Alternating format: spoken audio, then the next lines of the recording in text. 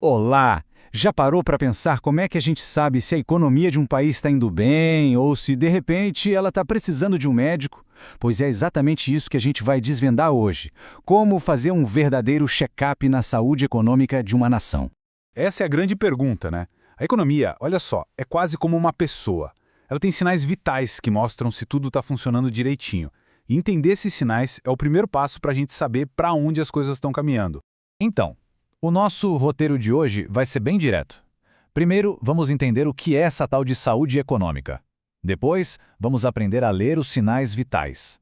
Aí a gente vê qual é o plano de tratamento do governo, analisa um caso prático e, no final, entende por que tudo isso faz diferença no nosso dia a dia. Ok, vamos começar. Para a gente poder entender a saúde da economia, a gente precisa usar a ferramenta certa. Não adianta nada pegar uma lupa quando o que a gente precisa mesmo é de uma visão de satélite, lá de cima. E essa diferença fica super clara aqui. A microeconomia, ela foca no detalhe.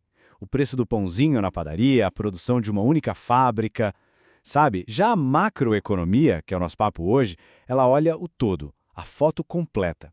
A inflação do país, o crescimento nacional, é olhar para a floresta inteira e não só para uma árvore. Certo? Agora que a gente já ajustou a nossa perspectiva, vamos aprender a ler os 4 principais sinais vitais que os economistas usam para fazer o diagnóstico da saúde de uma economia.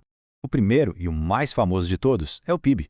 Pensa nele como se fosse o placar final de tudo que foi produzido no país num certo período. Se o PIB está crescendo, quer dizer que a economia está produzindo mais, e isso geralmente é um ótimo sinal. Tá, mas como é que se chega nesse placar? É bem simples, na verdade. A gente soma o valor de tudo o que é produzido, desde os carros que saem das fábricas, passando pelos serviços, tipo um corte de cabelo, até a soja colhida no campo. A soma de tudo isso dá o valor total do PIB. O nosso segundo sinal vital é a inflação. Sabe aquela sensação chata de que o dinheiro no bolso parece que está valendo menos a cada dia? Então, a culpa é dela. A inflação é esse aumento geral dos preços que vai, aos pouquinhos, comendo o nosso poder de compra. E olha só como isso fica claro na prática. O pacote de arroz que antes custava R$ 20, um ano depois está 24. A gasolina foi de 5,80 para 6,20. O dinheiro na carteira continua o mesmo, mas ele compra menos coisas. Isso é a inflação agindo no nosso dia a dia. Nosso terceiro sinal vital é a taxa de desemprego. E aqui tem um ponto super importante, tá? Ela não mede só quem está sem trabalho. Ela mede quem está sem trabalho e, ao mesmo tempo, procurando ativamente por uma vaga. Quando essa taxa está alta, é um sinal de alerta gigante para a saúde da economia. E por último, temos a taxa de juros. Um jeito bem fácil de pensar nela é como se fosse o preço do dinheiro. É o custo que se paga para pegar dinheiro emprestado ou o que se ganha ao emprestar. E os juros funcionam como uma espécie de pedal de acelerador e freio. Quando os juros sobem, o crédito fica mais caro, as pessoas tendem a consumir menos e isso ajuda a segurar a inflação. Agora, quando os juros caem, o crédito fica mais barato, o consumo aumenta e a economia tende a crescer. É um equilíbrio bem delicado. Ok, fizemos o diagnóstico. E se a economia não estiver bem? Aí entra o plano de tratamento. O governo e o Banco Central têm basicamente 2 grandes caixas de ferramentas para tentar colocar as coisas nos eixos.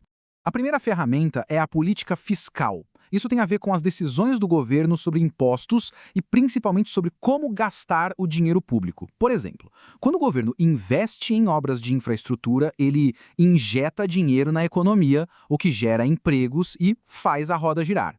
A segunda ferramenta é a política monetária. E quem comanda essa é o Banco Central.